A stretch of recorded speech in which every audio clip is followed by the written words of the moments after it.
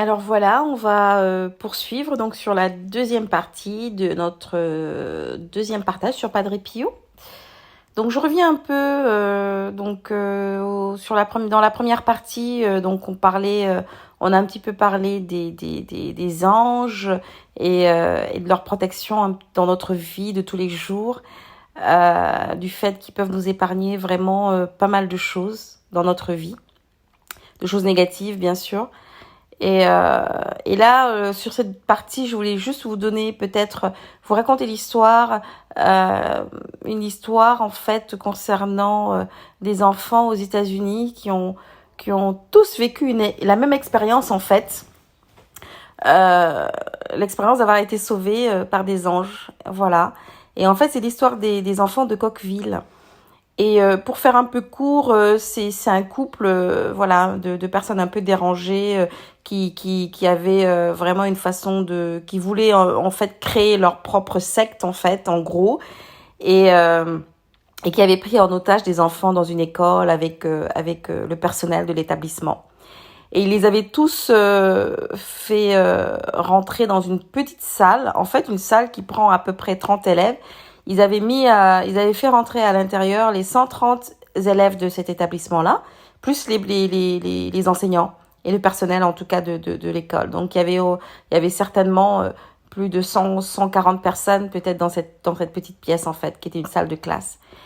Et ce couple avait préparé une bombe qui était reliée donc à un détonateur qu'ils avaient à la main en fait, que le mari, en tout cas l'initiateur du projet qui était le mari, avait à la main.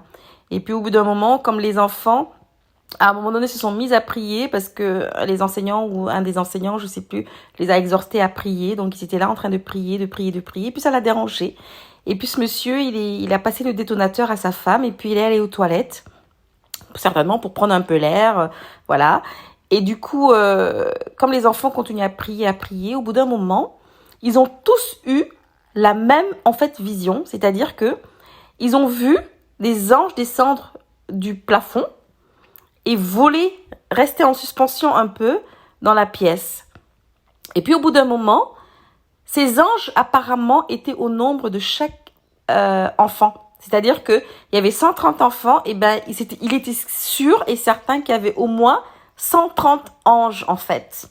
Et ces anges, qu'est-ce qu'ils ont fait? Ils sont descendus et il y avait que les enfants qui étaient capables de voir ces anges. Les enseignants ne les voyaient pas. Donc les personnes âgées ne les voyaient pas. Il y avait que les enfants qui les voyaient. Et ils étaient tous émerveillés à regarder le plafond. Et puis ces anges, à un moment donné, sont descendus. Et puis ils sont allés chacun vers un enfant. Et puis ils ont murmuré à l'oreille de l'enfant. Ils se sont mis sur l'épaule de l'enfant et puis ils ont murmuré. Et ils ont dit à chaque enfant, de ne pas avoir peur parce que la bombe allait exploser. Mais de ne pas avoir peur et surtout d'aller vers les fenêtres, d'aller se positionner vers les fenêtres en fait. Et puis les enfants, un à un, ben forcément, au fur et à mesure que les anges leur parlaient, ben ils se sont levés et puis ils sont allés vers les fenêtres. Et puis la dame était tellement énervée parce qu'elle n'arrivait pas à se faire entendre, elle n'arrivait pas à se faire respecter. Et puis elle voyait ce mouvement-là, elle comprenait rien. Sur le coup d'énervement, ben elle a fait un geste brusque.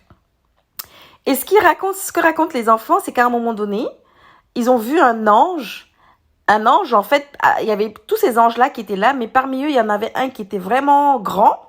Et puis cet ange, en fait, a déployé ses ailes. Et puis, ils disent que tous les anges, après, se sont pris la main. Et puis, ce qu'ils ont fait, ils ont formé un bouclier autour de la bombe, en fait. Et la dame, en s'énervant, elle les voyait pas, hein. La dame, en s'énervant, elle a tiré sur le détonateur. Et puis, le détonateur a explosé. Et ça a soufflé les vitres. Et donc, les vitres se sont cassées. Et puis voilà. Et donc, les enfants qui étaient vers la fenêtre, sous l'impulsion des enseignants, ont commencé à fuir par la fenêtre. Certains sortaient par la fenêtre.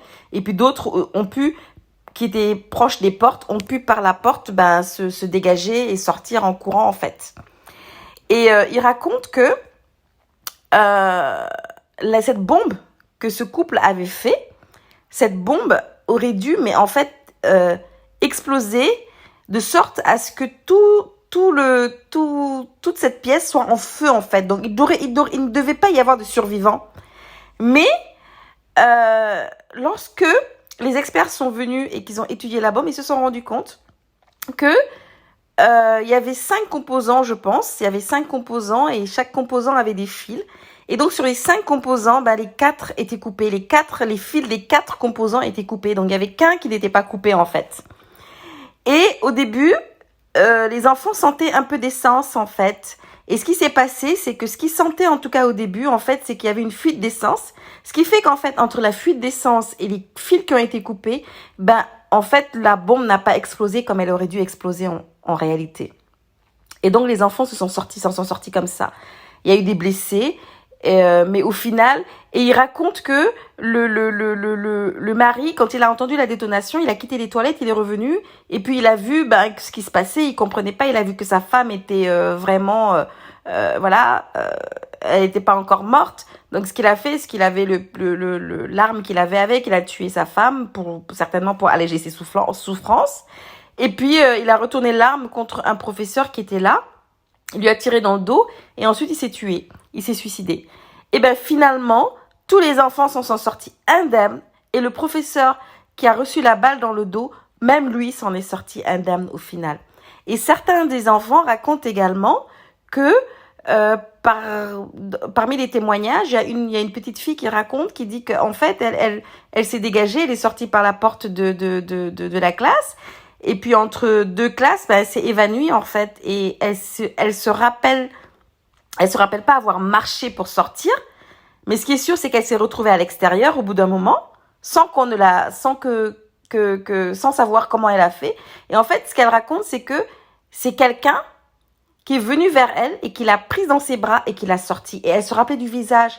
Et des années après, en feuilletant l'album de ses parents, elle s'est rendue compte que la personne qui l'avait sauvée, elle l'a reconnue en fait dans une des photos. Et sa maman lui a dit, mais c'est pas possible parce que c'est la sœur de son grand-père ou de sa grand-mère. En fait, c'était une tante, je pense, à sa mère. Et donc, c'est cette personne qui l'avait sauvée, en fait, qui était venue la chercher, la prendre dans ses bras et la sortir, en fait, de l'école. Alors, vous vous rendez compte, quand on dit que les anges n'existent pas, ou ceux qui n'y croient pas, ou que des miracles comme ça n'existent pas, tous ces enfants ont tous vu la même chose en même temps. Alors, juste pour vous exhorter, en tout cas, qu'on ait peut-être plus en plus de vues sur nos anges gardiens et qu'on les prie, parce qu'en effet, je pense qu'ils sont là pour nous et que vraiment, parfois, quand on traverse des situations difficiles, ces anges-là sont là pour nous.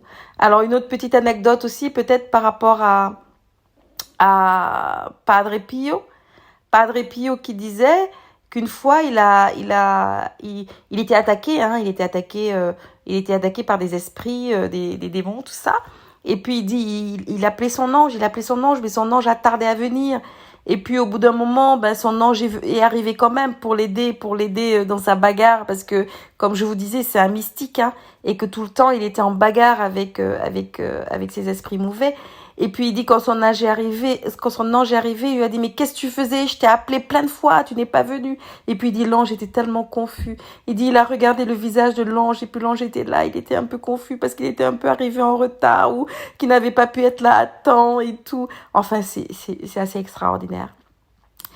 C'est très mignon. Voilà, donc vraiment prions nos anges, continuons de prier nos anges, pardon, et avec foi.